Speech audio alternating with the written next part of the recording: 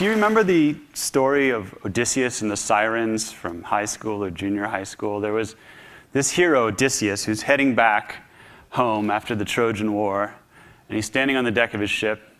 He's talking to his first mate, and he's saying, "Tomorrow, we will sail past those rocks. And on those rocks sit some beautiful women called sirens. And these women sing an enchanting song, a song so alluring that all sailors who hear it crash into the rocks and die." Now, you would expect, given that they would choose an alternate route around the sirens, but instead, Odysseus says, "I want to hear that song.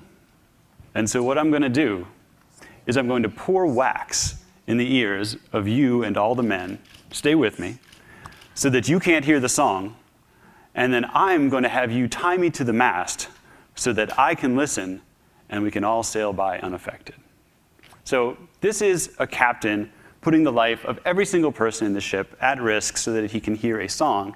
And I'd like to think that if this was the case, they probably would have rehearsed it a few times. Odysseus would have said, "Okay, let's do a dry run.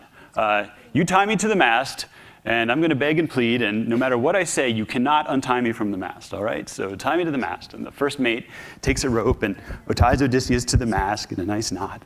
And Odysseus does his best job play acting and says, untie me, I want to hear that song, untie me." And the first mate wisely resists, doesn't untie Odysseus. And then Odysseus says, "I see that you can get it. All right, untie me now, and we'll get some dinner." And the first mate hesitates. He's like, "Is this still the rehearsal, or should I untie him?" And her first mate thinks, well, I guess at some point the rehearsal has to end. So he unties Odysseus, and Odysseus flips out. He's like, "You idiot! You moron, if you do that tomorrow, I'll be dead, you'll be dead. Every single one of the men will be dead. Now just don't untie me no matter what." Throws the first mate to the ground. This repeats itself through the night. Rehearsal, tying to the mast, conning his way out of it, beating the poor first mate mercilessly. Hilarity ensues. Tying yourself to a mast is perhaps the oldest written example of what psychologists call a commitment device. A commitment device is a decision that you make with a cool head to bind yourself so that you don't do something regrettable when you have a hot head. Because there's two heads inside one person when you think about it. Scholars have long invoked this metaphor of two selves when it comes to questions of temptation. There is first the present self. This is like Odysseus when he's hearing the song. He just wants to get to the front row. He just thinks about the here and now and the immediate gratification. But then there's this other self, the future self. This is Odysseus as an old man who wants nothing more than to retire in a sunny villa with his wife Penelope outside of Ithaca, the other one. So, why do we need commitment devices? Well, resisting temptation is hard. As the 19th century English economist Nassau Williams Sr. said, "To abstain from the enjoyment which is in our power, or to seek distant rather than immediate results are some of the most painful exertions of the human will." If you set goals for yourself and you're like a lot of other people, you probably realize it's not that your goals are physically impossible that's keeping you from achieving them, it's that you lack the self-discipline to stick to them. Right? It's physically possible to lose weight. It is physically possible to exercise more. But resisting temptation is hard. The other reason that it's difficult to resist temptation is because it's an unequal battle between the present self and the future self. I mean, let's face it. The present self is present. It's in control. It's in power right now. It has these strong, heroic arms that can lift donuts into your mouth, right? And the future self is not even around. It's off in the future. It's weak. It doesn't even have a lawyer present. There's nobody to stick up for the future self, and so the present self can trounce all over its dreams. So there's this battle between the two selves that's being fought, and we need commitment devices to level the playing field between the two. Now, I'm a big fan of commitment devices, actually. Tying yourself to the mast is the oldest one, but there are other ones, such as locking a credit card away with a key, or not bringing junk food into the house so you won't eat it, or unplugging your internet connection so you can't use your computer. I was creating commitment devices of my own long before I knew what they were.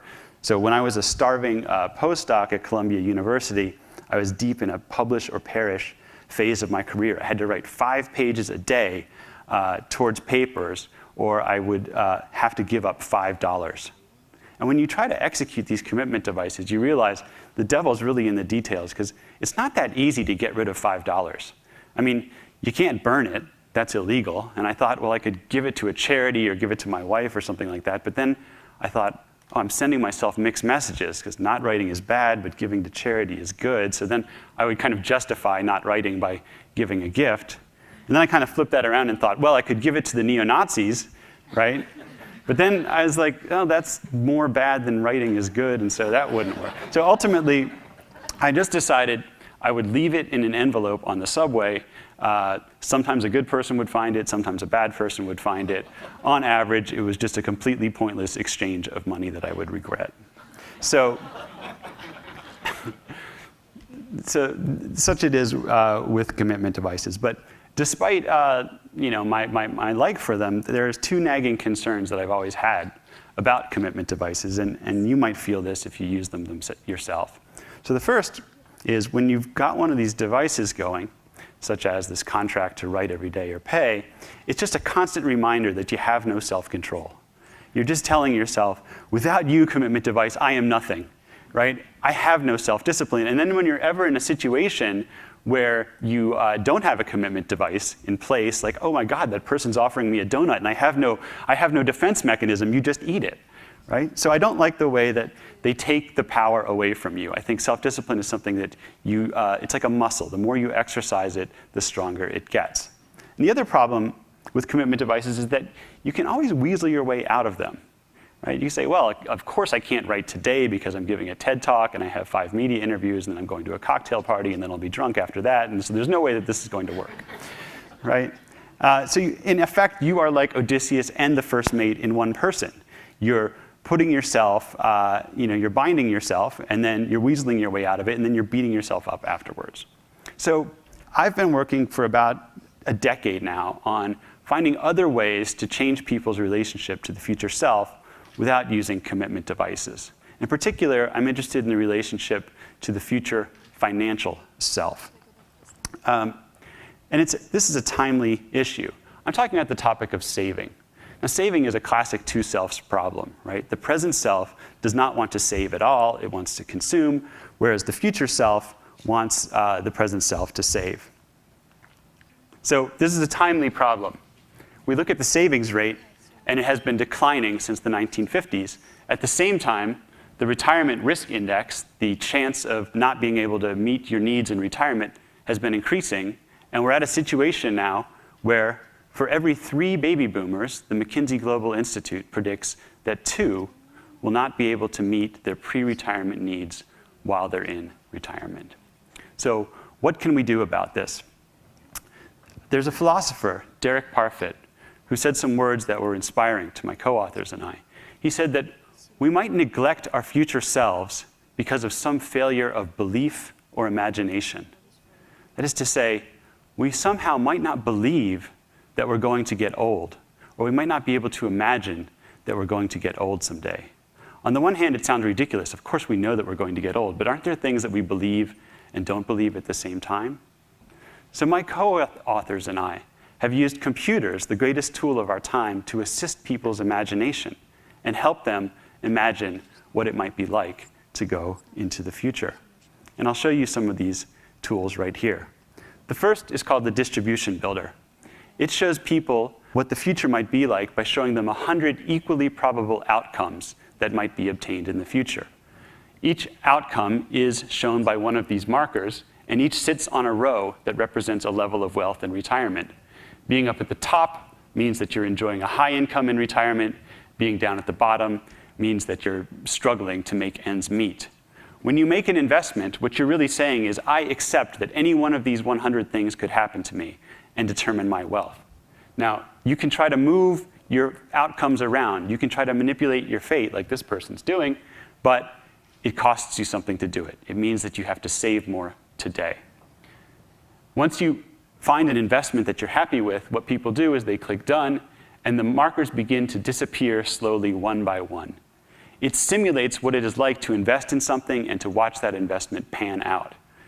At the end, there will only be one marker left standing, and it will determine our wealth in retirement.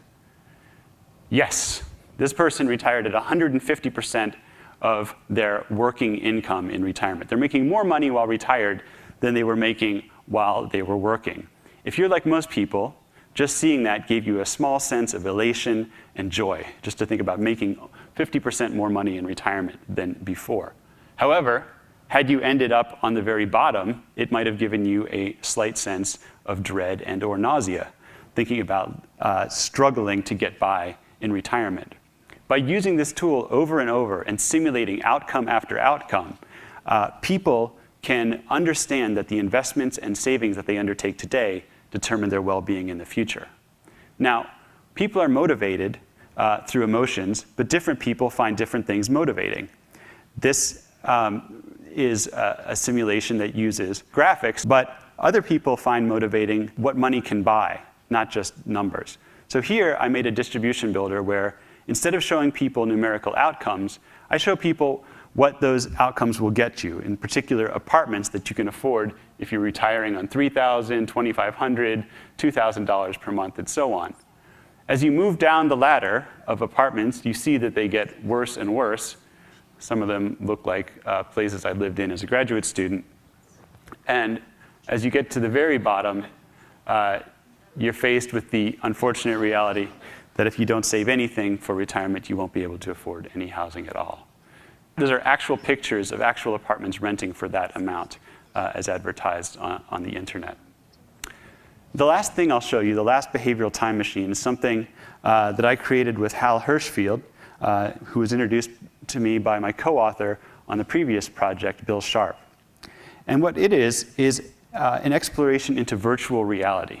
So what we do is we take pictures of people, in this case college-age people, and we use software to age them and show these people what they'll look like when they're 60, 70, 80 years old. And we try to test whether actually assisting your imagination by looking at the face of your future self can change your investment behavior. So this is one of our experiments. Here we see the face of the young subject on the left. He's given a control that allows him to adjust his savings rate. As he moves his savings rate down, it means that he's saving zero when it's all the way here at the left. You can see his current annual income, this is the percentage of his paycheck that he can take home today, is quite high, 91%, but his retirement income is quite low. He's going to retire on 44% of what he earned while he was working. If he saves the maximum legal amount, his retirement income goes up, but he's unhappy because now he has less money on the left-hand side to spend today. Other conditions show people the future self, and from the future self's point of view, everything is in reverse. If you save very little, the future self is unhappy, living on 44% of the income, whereas if the present self saves a lot, the future self is delighted, where the income is up close near 100%. To bring this to a wider audience, I've been working with Hal and Allianz to create something we call the behavioral time machine, in which you not only get to see yourself in the future, but you get to see anticipated emotional reactions to different levels of retirement wealth. So for instance, here is somebody using the tool, and just watch the facial expressions as they move the slider. The younger face gets happier and happier, saving nothing. The older face is miserable. And slowly, slowly, we're bringing it up to a moderate savings rate, and then it's a high savings rate. The younger face is getting unhappy. The older face is quite pleased with the decision. Okay? We're going to see if this has an effect on what people do. And what's nice about it is it's not something that's biasing people, actually, because as one face smiles, the other face frowns. It's not telling you which way to put the slider. It's just reminding you that you are connected to and legally tied to this future self. Your decisions today are going to determine its well-being, and that's something that's easy to forget.